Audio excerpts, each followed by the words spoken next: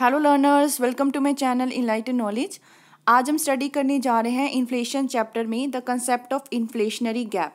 तो ये आपका फोर्थ लेसन है, इसमें हम लोग सारा डिस्कस करेंगे। ज़्यादातर ये थ्योरी आपकी जो हमने पढ़ी थी डिमांड पुल इन्फ्लेशन, उसी से ही रिलेटेड है। तो वीडियो शुरू करने से पहले आपको बता देती हूँ, आप मेरा टेलीग्राम चैनल ज्वाइन कर सकते हैं, वेबसाइट पे भी विजिट कर सकते हैं। इन दोनों पे आपको इन वीडियोस की पीडीएफ फाइल मिल जाएगी। साथ ही में फेसबुक पेज को भी लाइक कर दीजिएगा, लिंक आपको डिस्क्रिप्शन बॉक्स में मिल जाएगा। शुरू करते हैं आज के लेक्चर को। तो केन्स के द्वारा एक आर्टिकल पब्लिश हुआ था, दैट इज़ हाउ टू पे फॉर द वॉर। उसमें केन्स ने एक्सप्लेन की थी डिमांड पुल इन्फ्लेशन को in the form of the inflationary gap, कि ये एक तरीके का एक गैप होता है जिसकी वजह से आपके जो प्राइजेस हैं वो बढ़ने स्टार्ट हो जाते हैं।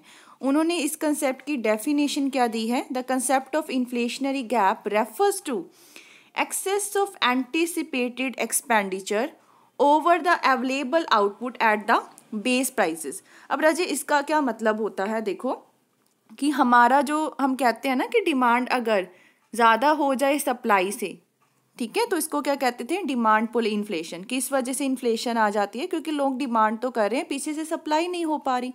यही सेम चीज़ इन्होंने अपनी डेफिनेशन में लिखी है कि जब आपके पास खर्चा करने के लिए तो पैसा बहुत ज़्यादा पड़ा है, एक्सेस में है मनी, लेकिन आपकी जो आउटपुट है उसकी अवेलेबिलिटी है वो उससे कम है, सप्लाई कम हो रही है, लेकिन आपके पास पैसा है, क्योंकि पैसा होगा, इनकम ज़्यादा होगी तो आप स्पेंड ज़्यादा करोगे, लेकिन पीछे से आउटपुट उस रेट से इंक्रीज नहीं हो रही, जिस वजह से आपके डिमांड और सप्लाई में कुछ गैप आ जाता है।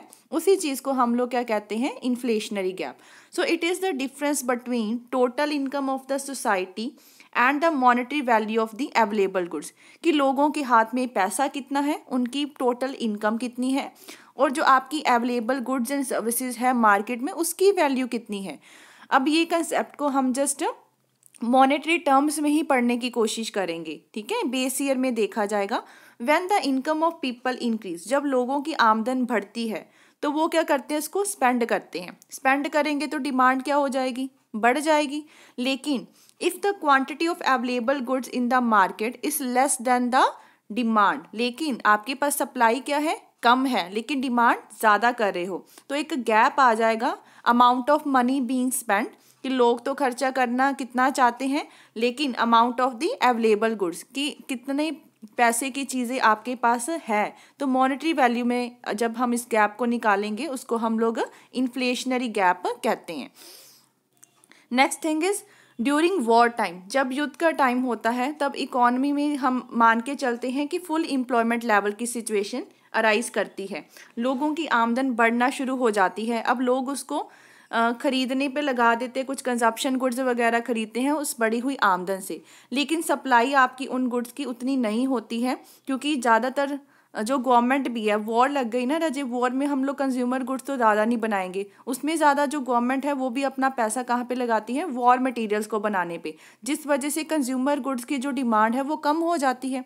तो जो हम लोग डिफरेंस देखेंगे between the quantity of money to be spent on the consumption goods and the actual availability of the such good, मतलब कितना हम लोग पैसा कंजप्शन गुड्स पे खर्च कर रहे हैं और असलियत में वो कितनी अवेलेबल है कंजप्शन गुड्स, उसके बीच में जो डिफरेंस देखेंगे उसी को इन्फ्लेशनरी गैप कहा जाता है।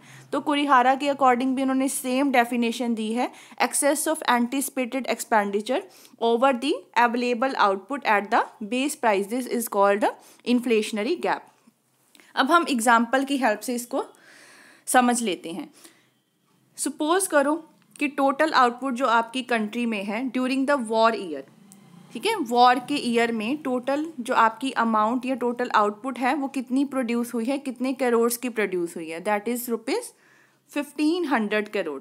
ठीक है, यहाँ तक पता लग गया कि टोटल आउटपुट आपकी कंट्री में during the war year that amounts to be ₹1500 crore. इनमें से दो जो प्रोडक्ट्स हैं वर्थ ₹300 करोड़, वो क्या है, सरकार ने लगा दिए हैं, वॉर पर्पस के लिए उन्होंने खरीद लिए हैं, तो 300 करोड़ उनमें से हो गया।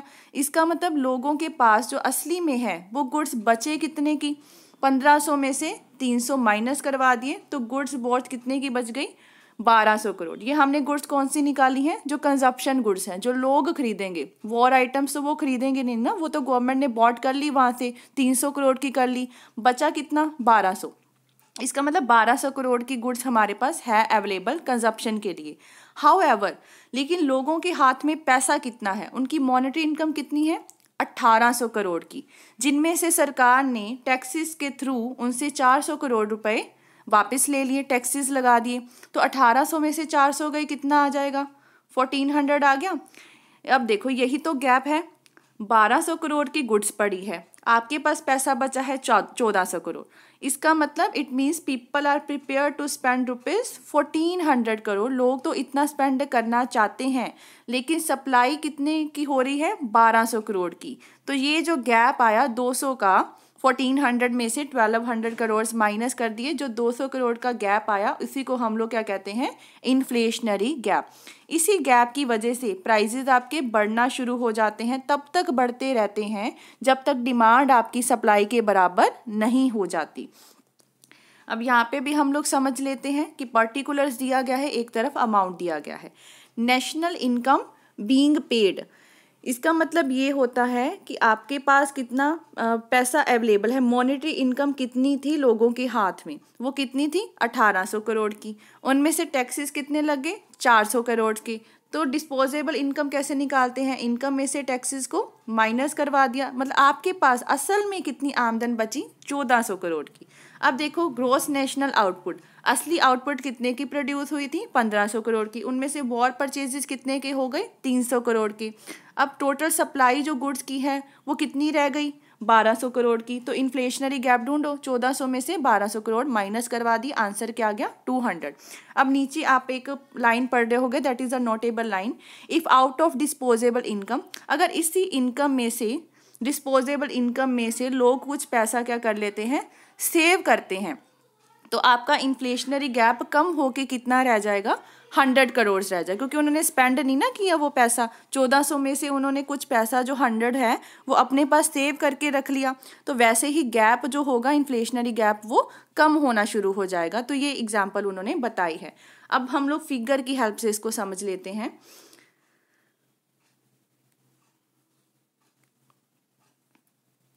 एक्स एक्सिस पे हमें लेना है इनकम को और वाई एक्सिस पे लेना है consumption, investment and government expenditure.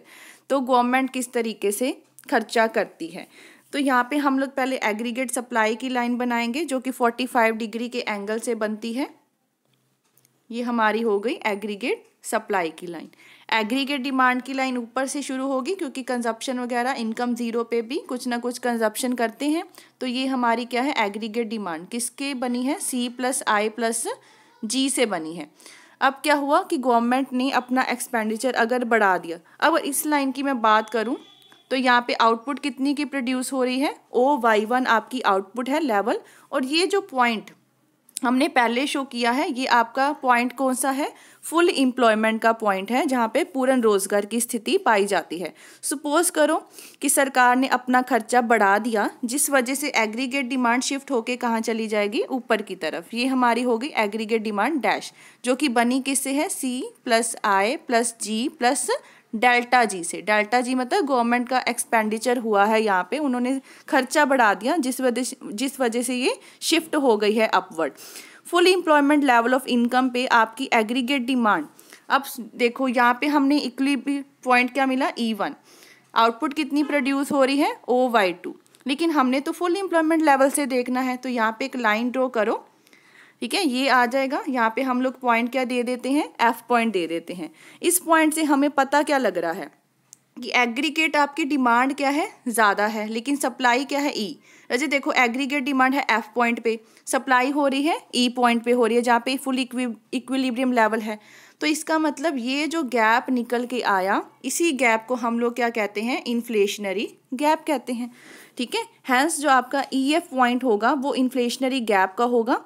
अगर इनकम या एग्रीगेट सप्लाई आपकी बढ़ के OY2 तक पहुंच जाती है और इक्विलिब्रियम लेवल आपका क्या आ जाएगा, E1 आ जाएगा, इस सिचुएशन में जो आपका इन्फ्लेशनरी गैप है वो प्लग्ड आउट हो जाएगा कि यहाँ पे कोई इन्फ्लेशनरी गैप निकल के नहीं आएगा। लेकिन इस सिचुएशन में आपका इन्फ्लेशनरी गैप निकल के आएगा क्योंकि full employment level of income पे आपकी एग्रीगेट डिमांड ज़्यादा हो चुकी है एग्रीगेट सप्लाई से। और कितने का गैप शो हो रहा है, EF का गैप शो हो रहा है, और इसी को हम लोग इन्फ्लेशनरी गैप कहते हैं।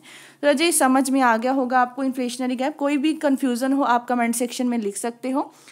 वीडियो अगर हेल्पफुल लगी हो चैनल को ज़रूर सब्सक्राइब कीजिए, like share and comment and press the bell icon, ताकि हर वीडियो की नोटिफिकेशन आपको टाइम टू टाइम मिलती रहे। Thank you.